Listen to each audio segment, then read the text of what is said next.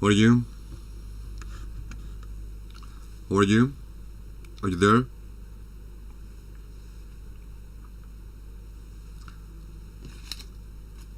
Do you receive me?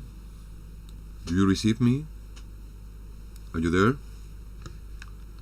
Hello, Silvia, Nico, Martin, Diana, Fran, Candela, Alex. Are you there? Can you answer me? Can you receive me? Yes? Okay. Okay. Thank you. Thank you. Hello, Victor. Okay. I know. Forget about the camera because my internet connection is not very good these days. So forget about that. And now, please, we're going to see something that is related to the European Union, and it has to do with the European Union, but it's not exactly the European Union. It's a very interesting thing. Two very interesting things, actually. So one of them is the Schengen zone, the Schengen area, that is a bunch of countries, 26 countries, that have abolished internal borders and internal control. And people and citizens that belong to this zone are permitted to move from one country to the other. Okay, so it's all about the idea of the Europe that is united, and this is very interesting. So you can go from a country to another without any special control in the borders. And most of these countries belong to the European Union, but not all of them, and not all countries that are member countries of the European Union belong to the Schengen zone. You have there the list about the countries that belong to the European so the Schengen area. Many of them, Austria, Estonia, Greece, many of them belong to the European Union, but not all of them. So this is the case of I don't know exactly, Switzerland is one of them, and many others. And the name is about Schengen is the name of the little town that was the place where this agreement was signed. And I sent you the other day some videos about the Schengen area, and I think that is worthwhile to see one of them. So pay attention, because in this moment you're going to watch a video about the Schengen area. Pay attention.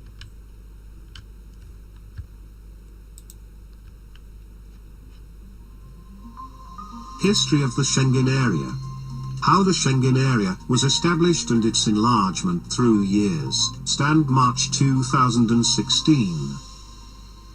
So from this very date, the Schengen area is working. So from 2016. What is the Schengen area? The Europe with Schengen area embodies a continent where internal borders exist only on maps. Only on maps. So the internal borders only on maps for these countries. As almost every European country has liberally opened its doors to the other European neighborhoods for the movement of people, goods, services and capital. This is important. So the movement of people, goods, services and capital. Capital means money. Okay? So these four agreements are agreements that belong to the Treaty of Maastricht. Remember, so the Treaty of Maastricht is the treaty that created the European Union, and these values, the movement of people, goods, services and capital, are the core values of the European Union, and this is something that is achieved by the creation of the Schengen area. Which are the benefits of the Schengen area? Free movement of people, goods, services and capital between EU countries. Okay, people, easy to understand. Goods, things that belong to these people. Services means services means you can work. You can work as a doctor, as a teacher, as a whatever. Okay, in every single country that belong to the Schengen area. Greater economic development, simplified exchange between countries and unified European. So the exchange between countries means money. Okay, and at the end of this class, we're going to work about the euro. Continent. Facts about Schengen area.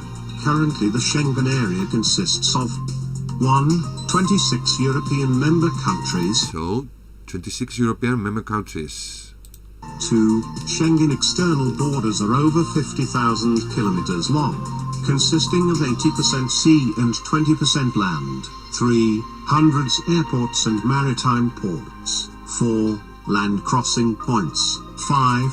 A population of over 400 million citizens. 6. An area of over 4 million square. This is important. 400 million citizens is a population that is bigger than, for example, the population of the United States. Okay? And so this amount of people can travel from a country to another country in this area, the Schengen area. Kilometers. In the 12th of July 1957, the Nordic Passport Union was established for the free movement between Sweden, Finland, Denmark, Norway. This is important because not all these countries belong to the European Union. So first, there were the Scandinavian countries that created, in this very date, in 1957, the Schengen, not the Schengen area, but the abolishment of the internal borders. But remember, Norway, for instance, and Norway doesn't belong to the European Union. In the 17th of June 1984, France and Germany brought the topic of free movement between European countries. Okay, so and in this date, in 1988, two countries, Germany and France. Germany and France are the core of the European Union. They are the most important countries in the European Union. Okay, so any agreement between France and Germany is all important for the whole of the European Union, no matter what other countries think. This is important, but the importance of the agreement between France and Germany, maybe you remember we studied about Winston Churchill and Robert Schuman. They said that Germany and France should be friends, and that would carry out the agreement between all countries in Europe. So in this very date, these two countries start studying the abolishment of the internal borders. And maybe you remember this very name, Fontainebleau. Fontainebleau. You remember that Fontainebleau was the name. This is a municipality in France. And maybe you remember when we studied Napoleon. When we studied Napoleon, Napoleon came to an agreement with King Charles IV of Spain that is called the Treaty of Fontainebleau, by which Napoleon was allowed to cross Spain and get Portugal. But when, you remember, when he was in Spain, when the French troops were in Spain, they said, okay, Spain is ours. And now at that moment, something started. That was the War of Independence, Fontainebleau. Remember that? But in this case, Fontainebleau is the place where France and Germany started discussing the abolishment of their internal borders. Within the framework of the European Council in Fontainebleau, where they all approved to define required conditions for the free movement of citizens. In the 14th of June 1985, 5 of the EU countries, France, Germany, Belgium, Luxembourg and Netherlands, 3 decades ago in a small village of Luxembourg, Schengen, the Schengen Agreement was signed for establishing the basis of a later to be known as Schengen area. It included the gradual elimination of national border checks between these countries and extended control of their Okay, and maybe you remember that the first 6 countries that created the European Union were the Netherlands, Belgium, Luxembourg, Germany, France, and Italy. But in this case, Italy joined the Schengen area later. External border. In the 19th of June 1990, a convention on the Schengen Agreement implementation was signed by the same 5 countries. It covered abolition of internal border control, defining procedures for issuing a uniform visa, operation of a single police database called SIS. This is important because this police database is what allowed an European police, the Europol. Schengen information system and establishment of a collaborating structure between internal and immigration officers. In the 27th of November 1990, Italy joined. 1 year later, in 1991, Portugal and Spain joined. On 6th of November 1992, Greece joined. 3 years later, in the 28th of April 1995, Austria joined. 1 year later, Denmark, Finland, Sweden, Norway and Iceland joined. In the 16th of April 2003, Czech Republic, Estonia, Hungary, Latvia, Lithuania, Malta, Poland, Slovakia and Slovenia joined. So some of these countries didn't belong to the European Union then, okay? But they belonged to the Schengen area. In October 2004, Switzerland abolished their internal border control on December 2008 and abolished their airport border control on 2009. In February 2008, Liechtenstein abolished their internal border control on December 2011.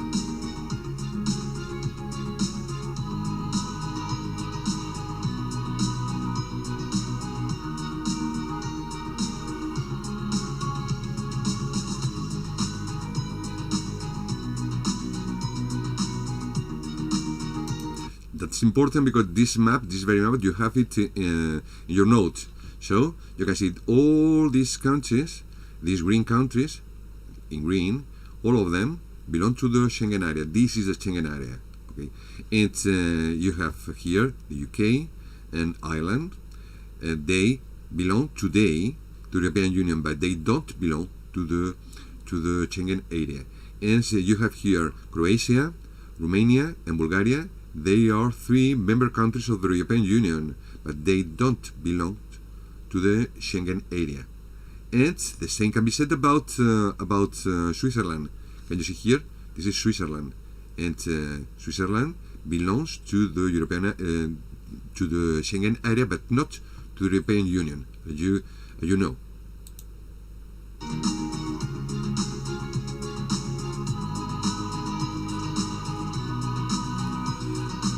And Monaco, San Marino, and the Vatican City, they are countries, they're little countries, small countries in Europe. They don't belong to the European Union, but they take part in all agreements of the European Union, and they are part of the Schengen area, but not Andorra. Andorra doesn't belong to the Schengen area.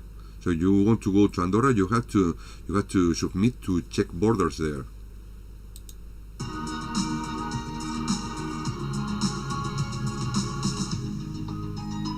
What changes are expected to happen soon to the Schengen area? A new program for the external borders to be known as Smart Border, comprising of an improved entry and exit system. So maybe in the future we have a new program, and you can go to and fro in any other countries, from to any country to another country with that kind of program. Okay, so this is called Smart Border. New visa procedure. And adding 2 more member countries, Bulgaria and Romania. Okay, very good.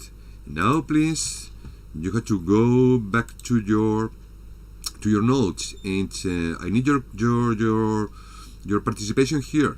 So you have to tick true or false in each statement. So number one, what you think all the European Union member countries belong to the Schengen zone or Schengen area. What do you think? Is that true or is it false? What do you think? We're waiting for your answers. All the EU member countries belong to the Schengen zones. True or false? What's your opinion? What's your opinion? Do all of them belong to the Schengen zone or not? Your opinion. And Victor says false. And yes, all of you, we have an example. Ireland. Another example is the United Kingdom. Very good. So number two. So there are only EU member countries in the Schengen zone. What do you think? Is that true or false? So maybe not all of them, but all countries that belong to the Schengen zone belong to the European Union. What do you think? Is that true or false? Do all member countries in the Schengen zone belong to the European Union? And Candela says false, Diana says false. This is false because we have other countries such as Switzerland that don't belong to the European Union. Number three. So the UK and Ireland do not belong to the Schengen zone. What do you think? Is that true or false? The UK, Great Britain, and Ireland do not belong to the Schengen zone. What do you think? Is that true according to you? What do you think? What do you think? Is that true or false? The UK and Ireland, are they part to the Schengen zone or not? They don't belong, so this statement is true. Very good. So go to number 4. Some countries are candidates to join the Schengen zone. Is that true? So they have applied to be members of the Schengen zone, but they are not yet members. Is that true or not? What do you think? This is true. An example is Romania. Another example is Bulgaria. They belong to the European Union, but they don't belong to the Schengen zone. Very good. So, number 5, the Schengen Agreement was signed by the same countries that made the coal and steel community. You remember that the coal and steel community was an agreement signed by Belgium, the Netherlands, Luxembourg, Italy, France, and Germany. The 6 countries. Is that true, number 5, or not? Is that true or not? What do you think? That question is difficult. You say true.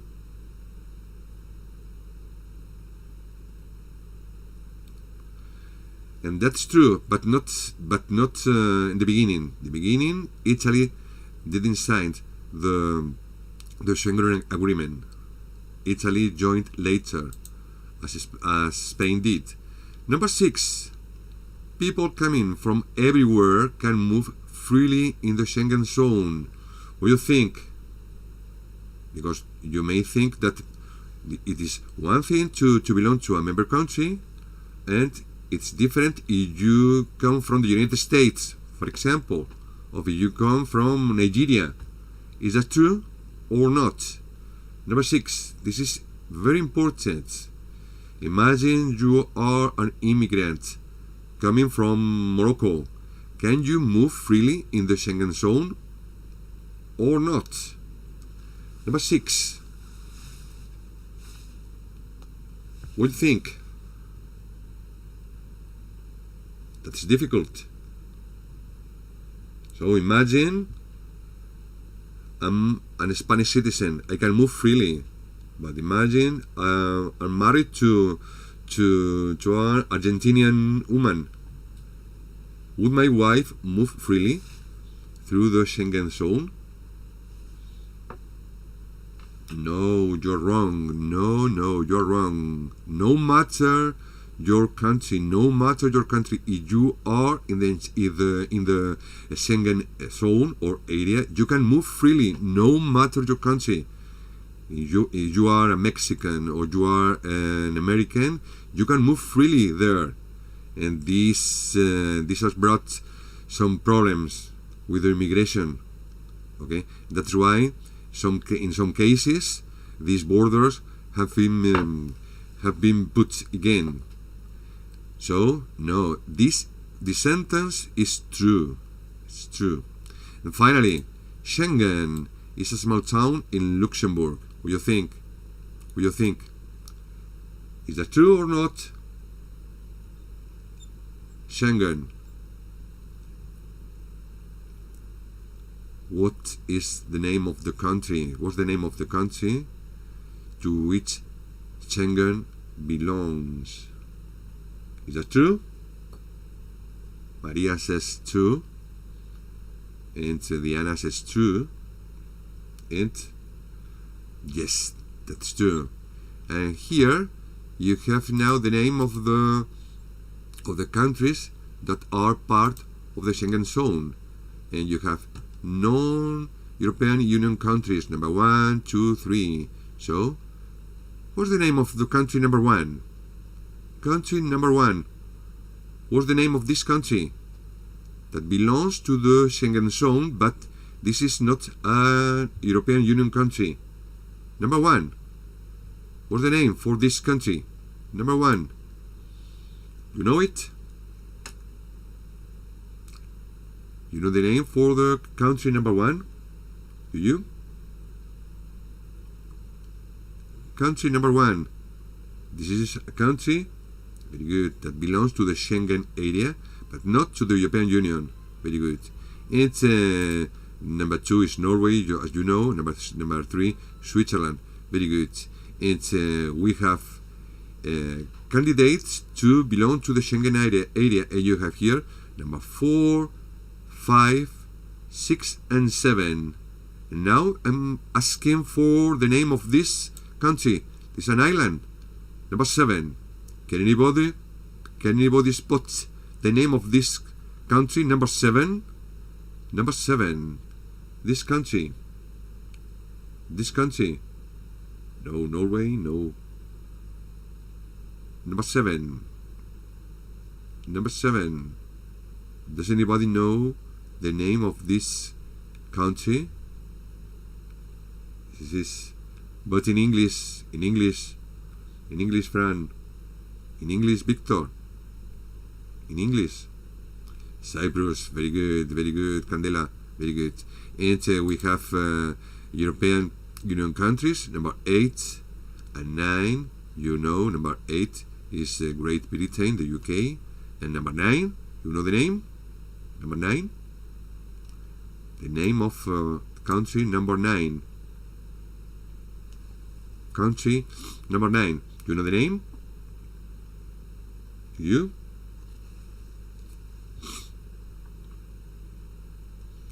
I'm asking for the name of the country number 9. You have here. It's another island. And the name is? Do you recognize this country? Yes, right, Fran. You're right, Diana and Victor. Very good. This is Ireland. Very good. So now we're going to go to the text about the euro. And before doing this exercise, I like you to watch some video clips about the euro. And this is interesting, I think. So pay attention to this video clip.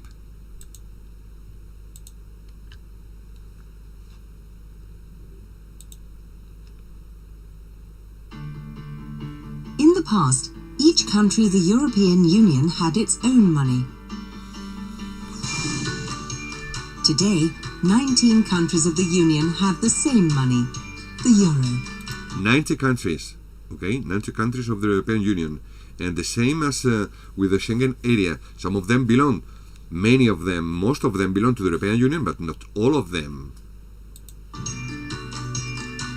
338 million Europeans are stronger together with the euro.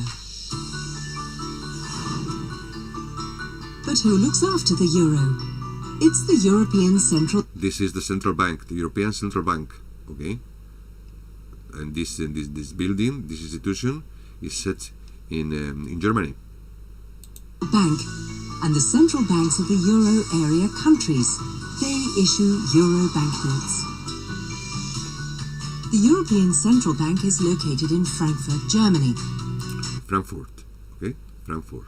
This is the seat of the European Central Bank. Each country has its own national central bank, usually located in the capital.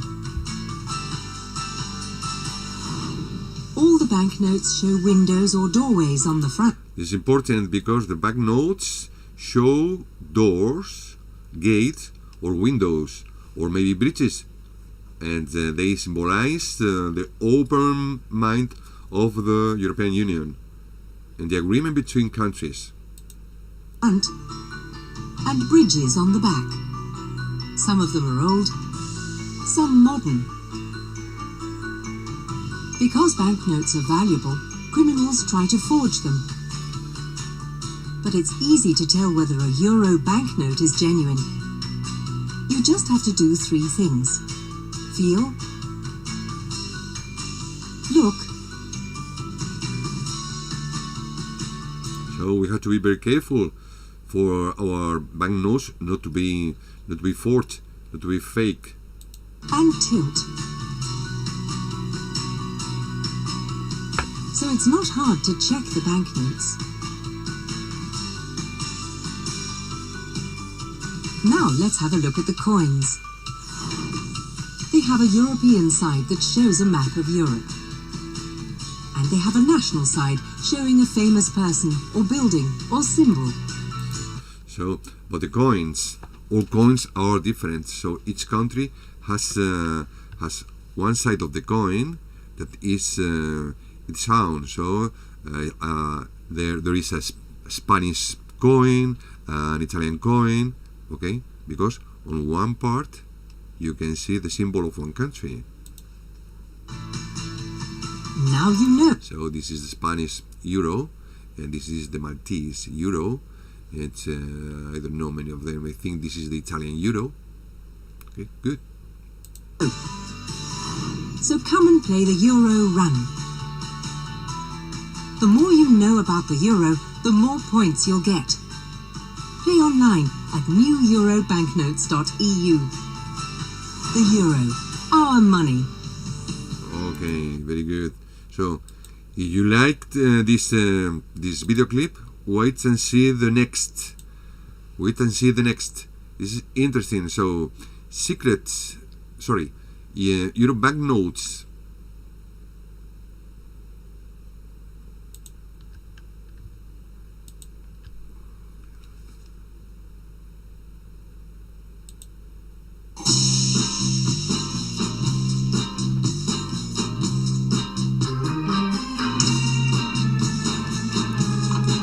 Friction, you remember natural science? Friction.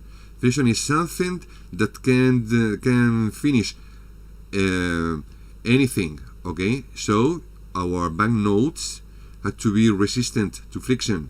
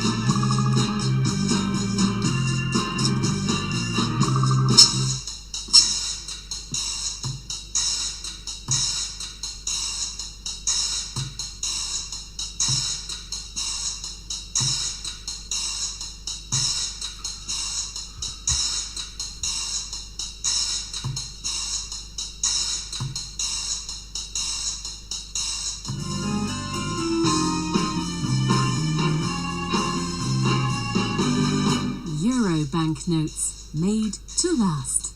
Made to last. Significa hechas para que duren.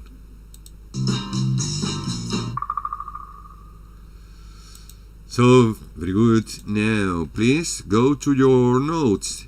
And you have here some exercises. We're going to correct them. Now, I need your participation here. So, number 11. You have to match its old currency with the country that used it. So, these are old currencies and they are in no use today. So, you know, peseta belongs to or belonged to which country? Germany, Ireland, Italy, Spain, Portugal, or France? What do you think? Peseta. Easy. And that was a note that was worth 100 pesetas, 100 pesetas. So only one, Victor, only one. So peseta was the Spanish note. Maybe you remember, you know this person here? This person, you know the name of this person? He was a poet, a Spanish poet, a very important Spanish poet. You remember? Tu pupila es azul. You remember that? Remember the name of this poet? Do you remember? This person, a Spanish poet. Your memory is not good. So, Becker, no Lope de Vega, Becker, a romantic poet. You remember, Tu pupila es azul. Very good. No Lope de Vega, Becker, Gustavo Adolfo Becker, okay, that lived in the 19th century in Spain, okay, no Lope de Vega, Becker. What about lira?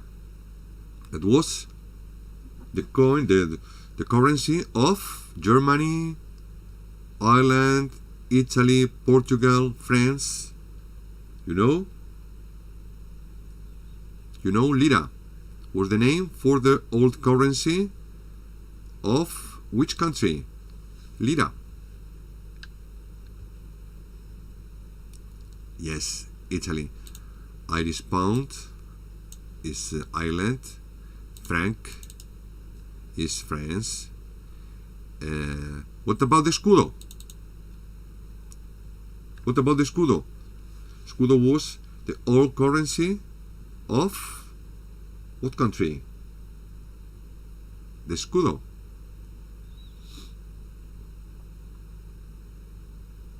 Scudo is the name of the former currency of Portugal. Okay, of Portugal. Scudo, Portugal. Very good. And here we have to write the name of the European Union member countries that do not use the euro as their currency. And you have here some countries in green. So number 1, 2, 3. Does anybody know the name of the country number 2? Country with number 2. Does anybody know the name of this country? Number 2. Waiting for your answer. Number 2. Kind of Scandinavian country. Very near there. So country number 2. You know the name? Very good, Diana. Denmark. What about number 7? Country number 7. Does anybody know the name of this country? With no coastline. But here you can find the biggest lake in Western Europe, Balaton Lake, and its capital is Budapest. Number 7. Number 7, Hungary. Very good. What about number 9? What about number 9? A country with a coastline to the Black Sea. Does anybody remember the name for the country number 9? Anybody? Anybody? Now we're looking for the name for this country. Number 9. A lot of people from this country, and the country number 8 are here in Spain. Bulgaria, yes, very good. And finally, can anybody remember the capital city of this country? Okay, I'm not asking about the name of the country, but the name of its capital city. Capital city, this country. Number 8, capital city of this country. Does anybody remember? Number 8, capital city. Capital city of this country, number 8. Difficult. Number 8. The country is Romania. And the capital city, very good, Fran, very good, Bucharest. Very good. So remember, you got to complete your task today, and you got to send me in my email. Okay, and now this is the end of this class. So thank you for your attention, and we are meeting in just some minutes. Thank you to you all. I'm finishing that.